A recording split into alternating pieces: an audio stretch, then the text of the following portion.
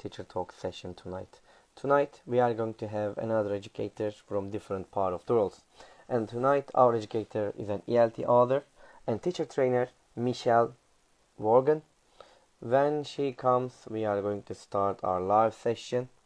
And I hope this time we are going to fix the solution.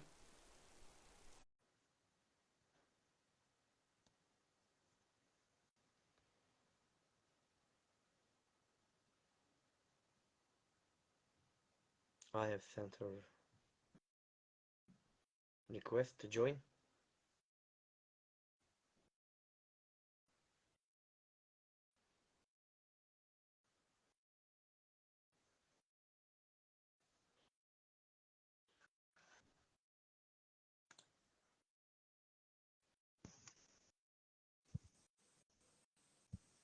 Yay! I think it Ha worked. ha! Perfect. Yes. Oh, Finally. finally. I Wonderful. know. All these poor people waiting.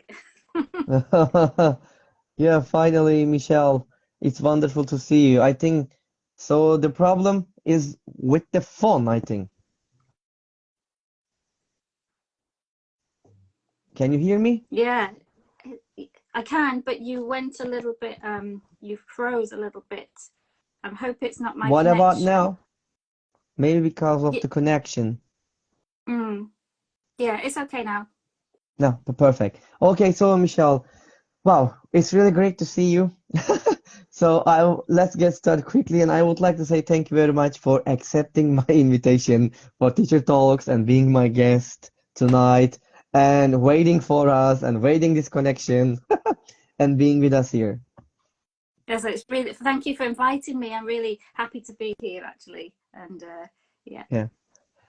Okay, finally, you are here. Okay, so I don't wanna take your time because we are all busy. So I know about you, Michelle, and maybe our audiences would like to know about you. Can you tell us about yourself, please, and a bit about your experiences too? Yeah, of course. So I am from the UK originally. And I've been living in Spain for more than 20 years now. So I moved here, I think, in 2002. I did spend a year in Italy as well before that, but I spent most of my career in Spain, in the south of Spain. So I started teaching at the end of the last century, which sounds like a very long time ago. um, it was at the very end of the century in 1999. And then I taught in language schools and after school programs until fairly recently. But I also started working as a materials writer while I was teaching. I started writing part-time.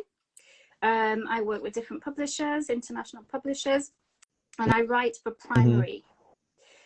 So I've been doing that for a few years and pretty much full time since 2019. Mm-hmm.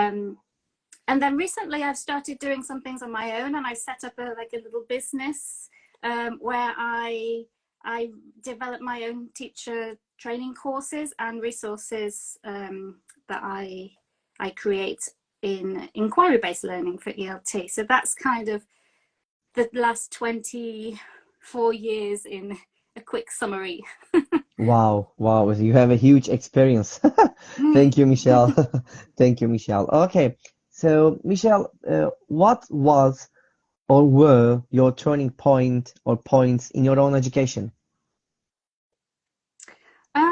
In my own education, I'm not sure there were many turning points. I always loved languages. So French was always my favorite subject at school, which was well, we did a little bit of German as well, but I loved French, and I always wanted to do something with languages in my career. Um, and I always wanted to live abroad. So my love of language, and I wanted to immerse myself in another culture. And so I studied languages at university. And then Mm-hmm. I moved to Spain. And actually my intention wasn't to be a teacher, really, or not forever. Because at the time, well, still today, actually.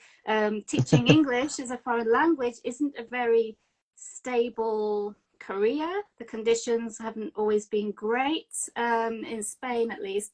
And I was looking to settle down and have more stability. But I carried on teaching, and then there was a turning point, I think, in the mid 2000s when I thought, okay, now I am going to carry on being a teacher, but I need to do something, like maybe professionalize a bit more, or feel like I was doing something worthwhile, because at that time I was in a school. I didn't have many, very small school, didn't have many colleagues. There wasn't much professional development. I see. But that was when there was a big boom in blogging and people being online. Yeah, I think in the mid 2000s. So probably around 2007 or 2008, that kind of period, I went online and I had a blog and I read lots of other people's blogs, and we had this thing that we called a PLN, a personal learning network. And that opened up a whole new world of exciting things, refreshing things, meeting other teachers, also in other countries as well. And I started going to conferences and things. So that was another turning point. Another one would be becoming a materials writer. So going from just, teaching full time to writing materials. Again, sometimes I think teaching can be one of those careers where it's quite easy for people to burn out. Definitely. If you're in the same school as well for many years, and every year you're kind of teaching the same things again and again, and it can get a bit, I don't know, you can become demotivated, I think. So I decided at that point, well, I want to do something different as well. And that's when I started working with publishers and kind of laid the foundations for what I'm doing now, which I'm not in the classroom now, but yeah, that last year basically was my final turning point. Well, final for the moment, which is when I decided to start doing something for myself, as a kind of a business. I realized that I didn't want to spend the next 20 years writing grammar exercises, because that's not my favorite thing to do. And I also had more of an interest in mainstream education, so not necessarily English language teaching, but primary teaching, and other approaches. And so that was kind of a decision there that I took to change direction and focus more on that. So yeah, I think I've had a few turning points. But again, that's probably quite normal when you've been doing something for such a long time. Exactly. Totally agree with you. It's really interesting turning points that you have. Really. Thank you very much. Thank you very much, Michelle.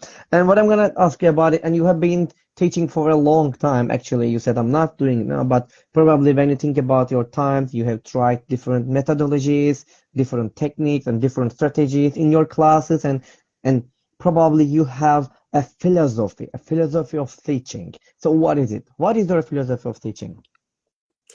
Yeah, I don't know if it's a philosophy, but I think that teaching should be learner-centered, and if possible learner-led to some extent, so learners have some control over what they're learning and how they're learning. And one thing that I've always got in the back of my mind is that for me, English isn't another subject like some of the other subjects that you might study at school. I don't think you can study it or in the traditional sense, just learning, I see. In this case it could be vocabulary and structures and things. No, I think English, well, any language is a vehicle through which we learn and we communicate.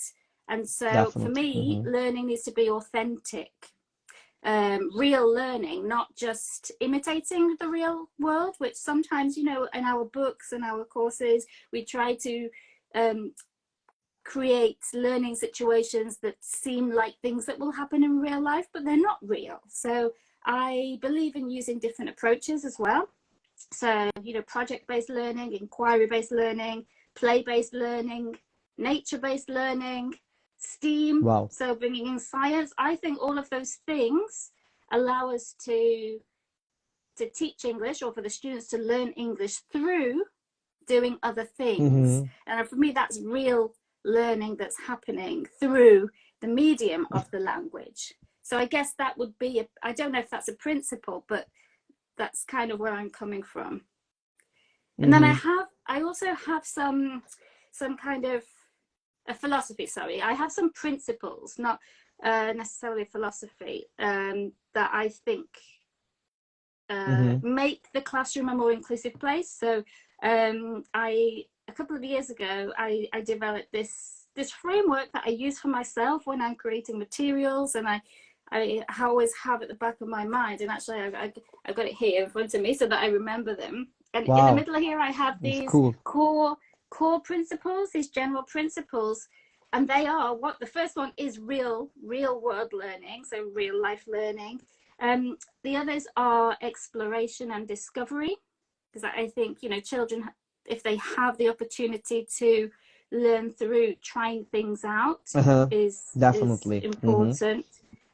Learner agency, so, you know, autonomy and being able to make choices. Flexibility, flexible enough to adapt to what the students need. Community, which is another really important one, building that community in the Uh-huh. classroom. Reflection is another one that's on that list. Reflection for the teacher on what's happening, and also the last kind of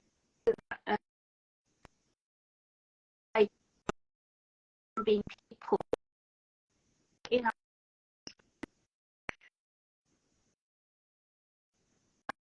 week. I wasn't teaching them all day, but you know, they're, you know, I could know of, or always being aware. Yeah, I mean, again, this isn't a philosophy. I don't know if there is a philosophy, but Uh-huh. it's all about the learner. It should all be about the learner and not the teacher. I guess that would be the philosophy. Mm-hmm. I see. Okay. Thank you. Thank you very much, Michelle. So, you know, we are teachers and we have lots of stories in our life. And some of them, you know, the good stories, and some of them bad stories, and some failed stories, and some success stories. Can you tell us one or two success stories of yours? Something inspirational. Yeah, I was thinking about this, and I wasn't really sure what to talk about. I mean, I think I personally I feel inspired every time somebody comes up to me after a workshop or a presentation or something at a conference, and they tell me, oh, you know, they're enthusiastic about it, and they say, oh, I really enjoyed this is inspiring, I really want to do this in my classroom. This is something that for me, well, I guess it is a success story of, you know, that I'm reaching some teachers with, they agree with what I believe, Mm-hmm. what I'm sharing with them, because also it can be hard to get teachers to change their approach, Yeah. which is kind of what I'm trying to do.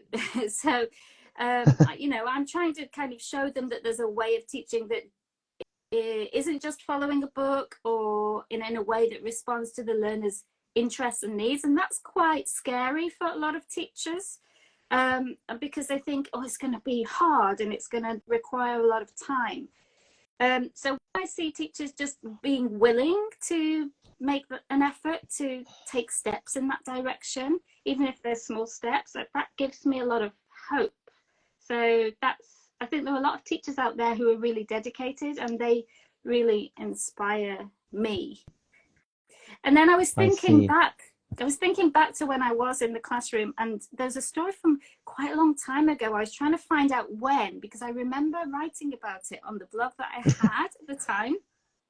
I opened it and I found it, and it's from 2010. So yeah, like 13 Wow. years ago now. But I remember it really well, and it maybe for somebody else it's not a success story, but it's just a situation that happened. I was teaching a class, and they were 6 years old. They were like the first year of primary, and I was doing like a kind of a soft CLIL approach with them. So we weren't using the course book, and Wow. I Great. designed some units for them around different topics. And we were doing one, I think the topic was the home, and we were looking at the story of the Three Little Pigs. And I hadn't read them the story yet, but they knew it because it's a very, We all know it. and in That's a Spanish big they story. Yeah. knew the story, but they didn't know the English. And so I was teaching them some of the key vocabulary. And there was just this one little girl that she put her hand up, and she said that she had something to say. She wanted to say it in English, and she said, and I always remember this, she said, "The wolf up the house." And I was like, okay, it's not a complete sentence. It doesn't have a verb, but they were 6. They didn't know verbs, and they didn't really have that much vocabulary. And I was just so happy because she'd attempted to make a sentence which until then none of the children had ever really done. It was just individual words. And so I thought it was a really important step, because she was communicating the idea of a sentence without having all of the words. And for me, I that see. was it's really stuck with me in my memory, because it was just a really nice moment, and one in which I thought, oh, what I'm doing is good. They are learning English, which is the whole That's a great moment objective. for you, probably. Definitely. It was. It's And really, and to see she's that. so now she's probably about 18 years old or something. Wow. No, 2010, that's, yeah, 19 Yeah. now Or probably. 19. Exactly. Exactly. It's really great to see that achievement, like from when they try to do something, and you see that they try, and you become happy about it, and it's kind of a success. We can say that you achieve something, you make them to do something. Okay, great. Thank you very much. Thank you, Michelle. So, Michelle, you said that you have like lots of probably presentations, or you attend different, the conferences or webinars. And when you think about them, uh, what was or were the most interesting situation or situations that you faced in these trainings? Well, most of the training that I do or has been, like I said before, workshops or sessions at conferences. And more recently, it's been the training courses that I've been developing. And that's been interesting because it's very different creating one single training session on a specific topic that's, an hour or 45 minutes. And developing a whole course. So my course is it's 6 weeks, but it's kind of hybrid. Well, it's online. Yeah, it's not face to face at the moment, but designing that's been really interesting for me. There's been lots of trial and error and making some mistakes, which is, I think, quite important, actually, making those mistakes and learning from them. So the first time I did a course, I did it live through Zoom. And I learned a lot by doing it that way, because I knew later on I wanted to make it have videos and make it more of a hybrid thing. So it was interesting for me to develop it like that. I used a kind of a backward design process, thinking about where I wanted the teachers to be at the end. And but I knew I just wanted to try things out, get some feedback and make changes. And before, I said flexibility was one of the key principles I see. for teaching. And I think it is really important for everybody, not for like teachers, for trainers. It's yeah, being flexible and being willing to adapt and modify things and reiterate things. And I guess the best thing for me, like, is when I see teachers try things out. So they try things out in the classroom, and then they show me pictures or videos, or they give me feedback on what they're doing. And that's because this is something that I like to incorporate into my training courses, that they have practical things to do in the classroom and then come back and share, because it helps me learn as well from them and their practical situation, and it helps them as well really see how this could work in the classroom. So that's, I don't know if that's an interesting thing, but it's the best thing for me, seeing them doing things with their students in the classroom. And I guess that's because I don't have any students of my own now, so it's really important I see. to me. I see. Thank you very much, Michelle, for sharing that moment with us. It's really important. Yeah, the points that you mentioned also important about the teaching in the classrooms and for the educators too. Thank you. What I'm gonna ask you is, if I'm not wrong, you also just mentioned it. You have a kind of writing about inclusive classroom. And Yes. my question is, how can teachers create this classroom inclusive classroom? How can they do that? What Okay, tips so can you yes. tell them? Yeah, so this is something that I did have a course on, but I'm not running it anymore at the moment. It's paused at the moment. But the things that I focus on, because there are lots of different things that you can focus on for an inclusive classroom, because there's lots of different elements to inclusion. But the things that I focus on are, first of all, building community. So that was one of my general principles. So trying to build a community within the classroom, trying to connect with the students, and for them to connect with each other, and to create that kind of positive and welcoming atmosphere. That's like for me, that is like the main building block, the thing that you really need. It's essential. Flexibility again and adaptation. So as a teacher, being willing to adapt to your learners, being willing to change things in the classroom when things are not working, or they're not working for some learners, then being flexible enough to adapt. Also being proactive and asking the learners for input and asking them how you can make things better for them. I know it's difficult if you've got like 30 or 35 children in the class, but it's not impossible. And then Yeah, social it's and hard. emotional learning in general, I think, is quite important to focus on if you're teaching, lower primary or very young learners, or lower primary, because they're still developing a lot of skills, social skills. And it's important for us as teachers to be aware of what they're capable of and what their limitations might be, and help them develop their social and emotional skills. And having some knowledge of the specific learning differences can be helpful, especially because most teachers probably will have at least a couple of students in the class who have a specific learning difference. It might be dyslexia, it might be ADHD, or Yeah, there are different definitely, ones. So exactly. having some knowledge of it can help.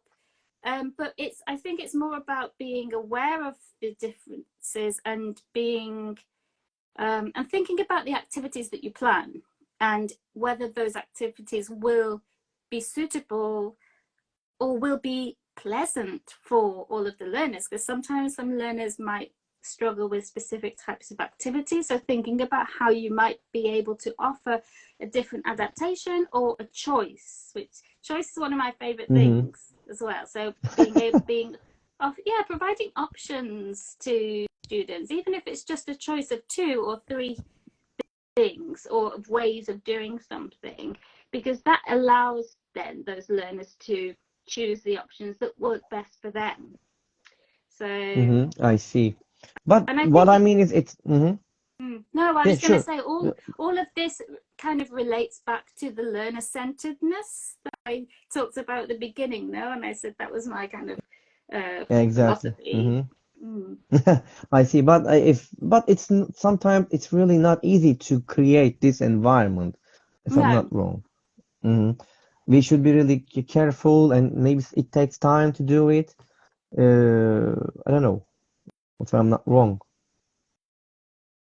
Yeah, I think you need to, you can't, I think you need to do things gradually as well. Like you can't just suddenly expect students to change everything or the way they do things. But from the beginning of the year, I think it's really important to set out those expectations, particularly in terms of behavior and how they, what you expect them to do is, in the classroom, and how to talk to each other, and and have routines, I think, to help Routines, set up exactly. those things as well. I see. Thank you. Thank you very much, Michelle. So let's move to another question. My question is related with the young learners, my next question, because sometimes it's really hard to teach young learners. Sometimes for the very young learners also it's really difficult. But for some teachers, it's very easy things to do. But for some, it's really, really, very difficult that you can't imagine that how hard it is to teach them. So probably the teachers ask you lots of questions about teaching young learners. So how do you do that? How do you support teachers when they ask you about young learners? How do I well I support well I guess I can support them in different ways in terms of logistics, but the questions, I mean, if I had some tips for teaching young learners, well, teaching in general, actually, I would probably just say, ask other people for advice and support. If you've got other people that you can ask with more experience of teaching young learners, don't take things personally, I think would be a tip that I would give, because it's really easy to think that young learners, especially if it really depends on their age, but that sometimes it feels like they're out to get us, or they're doing things on purpose to make the lesson, not go Exactly. very well, and it's not normally the case. So it's about they're not trying to annoy you. They're not trying to disrupt things. It's probably because there's something else going on. So not take things personally, and just not worry about things. Now I have well, apart from my development courses, but they're focused on very specific areas. I actually have me and a friend set up a Facebook group recently for teacher development. So it's focused on young learners because both of us are young learner teachers and writers. It's called the Teaching Lab Engage, Explore, Excel, and it's what we're doing is we're taking an inquiry-based approach to teacher development. So we have like a topic, and then we invite teachers to come up with a question that they want to explore, and we go through the process where they will do some research, and we help them do some research and kind of ideas out in their classroom, and then reflect on it. So going through like the inquiry-based process, which is what I'm really interested in, doing that with teachers, it's a way of helping in a way that works for them, because it's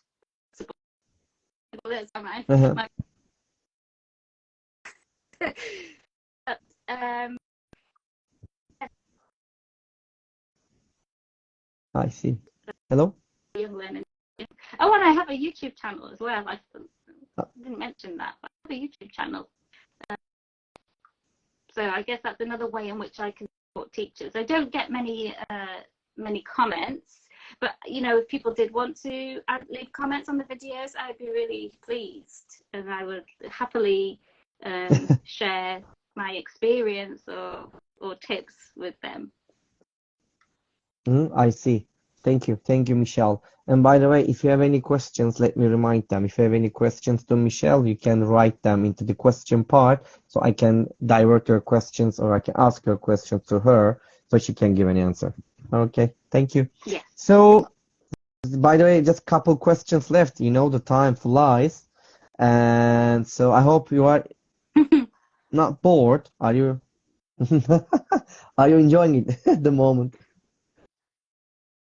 I am enjoying it. I thought you meant the people watching. Yeah, there we are. We are really happy to listen to you. It's really great actually to listen to you. Yeah, hearing your ideas, hearing your suggestions and your experiences is great, Michelle. Wonderful. Okay, so let me move to another question. The teaching is really a great thing for all of us, and sometimes it's really precious thing. But in your opinion, what is the most rewarding aspect of teaching? For me, I think it's seeing your learners communicate in English and being proud of that. So go if that story that I mentioned earlier about that little Yes, girl with the sentence, that seeing them a bit happy in class, and also being proud of their ability, proud that they're able to communicate. And I think here in Spain, there's a big focus on testing, and a lot of their school day is tests and exams and things. And it's a shame because everything is very measured. They're measuring their performance, and that kind of, I don't think that is the right, or it gives the right conditions for. So this is why I prefer to use approaches. We don't want an atmosphere where they're having to hmm think about, will I pass or I can fail? No, we need to, make them feel comfortable to be able to express themselves. definitely. So when they can do that, and they feel they can do that, and they take risks and they try things out, it's big for me.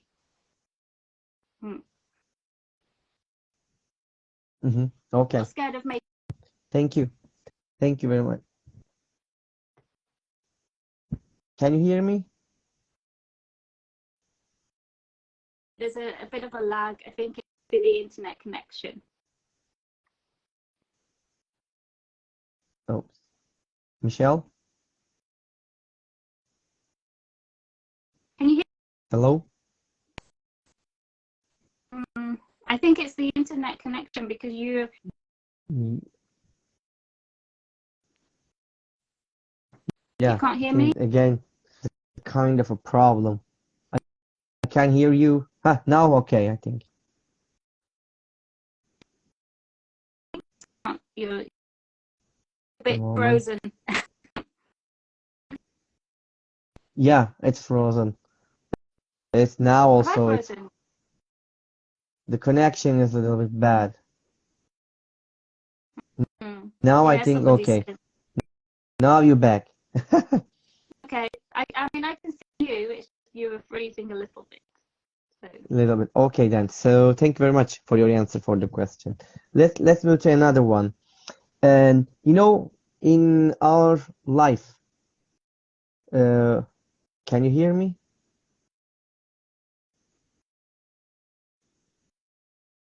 It's gone again. I can hear you. So You can hear me. Okay. yeah. So in our life, we have the times that we face really difficulty, and in that difficult situations, we say sometimes, oh, I wish I could that power, so I could do that, or I wish I could have this superpower, I could easily do this. And when you think this in the classroom, and if you could actually have one superpower to use in the classroom, what would it be and how would it help? You mean like a superhero superpower? Yeah, I think, yes, that's what I yeah, mean. but like not flying or something, because that wouldn't be very helpful.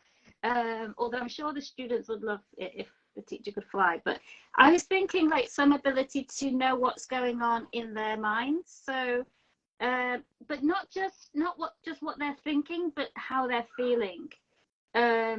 So like to allow me to see what's going on in there, even when they might not be aware of it, because sometimes, especially with younger children, they're not really sure about their emotions or why they're feeling Uh-huh. in a particular way. So they might be struggling with something in the lesson, and they don't they're not really aware of what the problem is. So being able to see that, I think, would be really helpful, because it would allow me to, first of all, kind of preempt any problems, because before the problem happened, I would already know that there was a problem. You see what I mean? And so I think that would be helpful for me as a teacher with the classroom management, and also for the students, because it would allow me to see, okay, well, now this student is not feeling great about this, maybe I need to change something.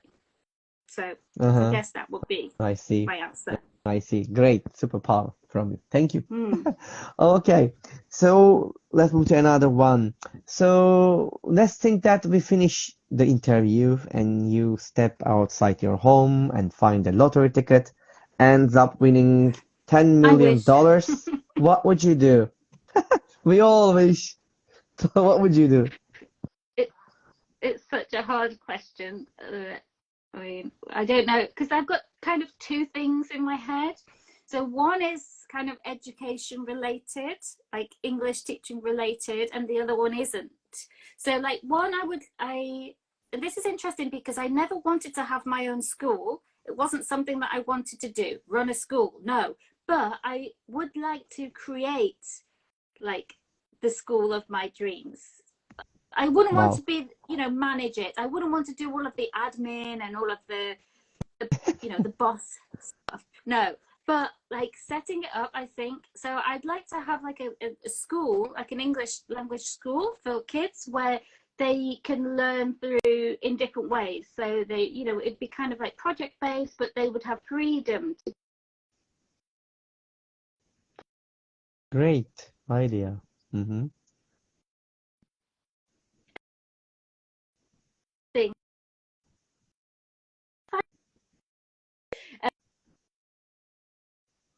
But I was thinking,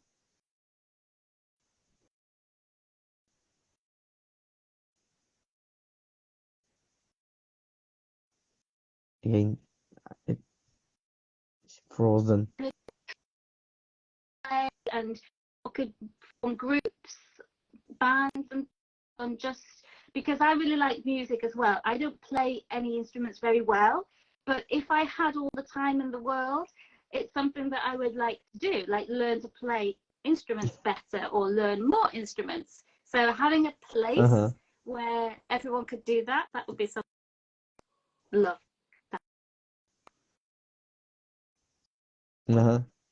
I got it. Okay. Thank you. Thank you very much, Michelle. All right. So, can you hear me, by the way? Hello? Michelle?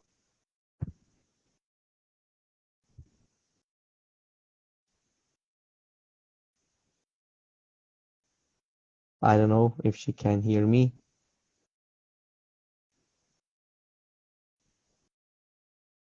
UK to Brazil. It was the best choice ever. Ah, it's great choice. Hello, Michelle?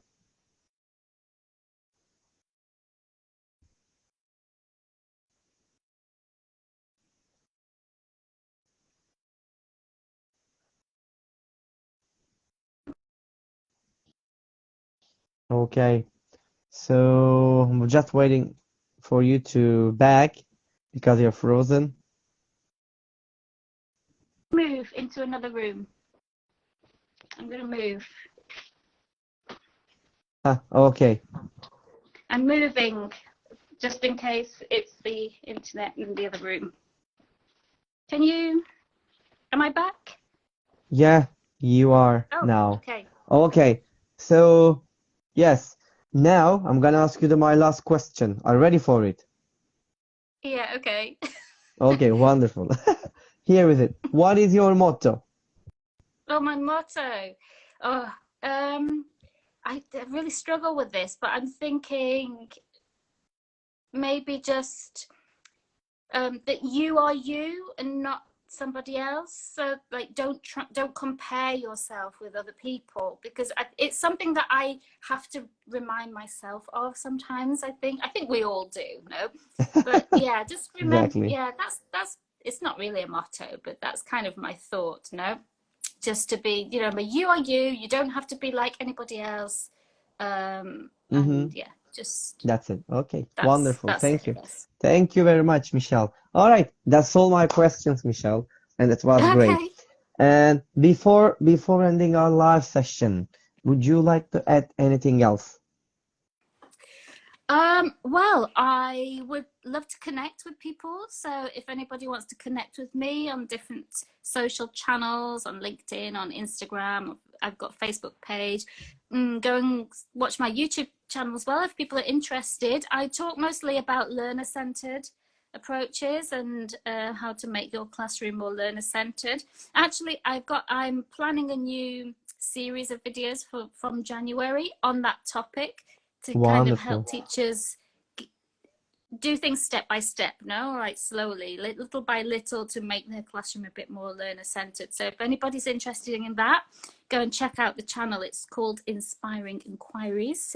Everything on mine is now called Inspiring Inquiries, I see. but in plural, not in singular. So you know, if you want to search, yeah, because there's another website. There's a website in singular, and it's not mine.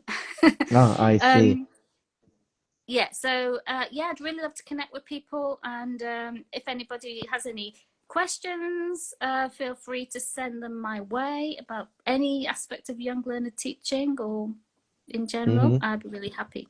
Okay, wonderful. Thank you very much, Michelle. And I would like to say one more time, thank you very much, Michelle, for being with us and for your suggestions, for your advice, and especially the most important thing, for your time. You spend your time with us, and that was really precious. Thank you very much. And Michelle Worgan was with us tonight in Teacher Talks 142nd, and that we had a fruitful session with her. And we are going to be here next week with another educator. At the same, as you know, that every Monday at 9 p.m. Turkey time. And until next time, take care of yourself. Take care of yourself, Michelle, and all the other You people. too. And until the next time, bye bye, everybody, wherever you are. Peace. Bye, Michelle. Bye, everyone. Bye. Bye.